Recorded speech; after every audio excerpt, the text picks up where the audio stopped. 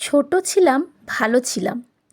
ছোটবেলার সেই নিষ্পাপ হাসি, কৌতূহলী মন, অল্পতেই অনাবিল আনন্দ, অল্প আঘাতেই ভ্যাঁ ভ্যাঁ করে কান্না এখন আর নেই।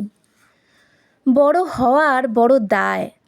ধুর ভাল লাগে না, খেলবো না যা বলে আড়ি করে চলে যাওয়া যায় না। অদ্ভুত এক অস্বস্তি নিয়েও মুখে মেকি হাসি রেখে একই টেবিলে বসে কথা বলতে হয়। মনে কৌতূহল হলেও কাউকে জিজ্ঞেস করা যায় না, কোথায় ছিলে এতক্ষণ? অল্প কোনো কিছুই আমাদের আর অনাবিল আনন্দে ভাসাতে পারে না, কারণ আমরা বড় হয়ে গেছি। আমরা যত পেয়ে চলেছি ততই চেয়ে চলেছি, আঘাতও পাচ্ছি।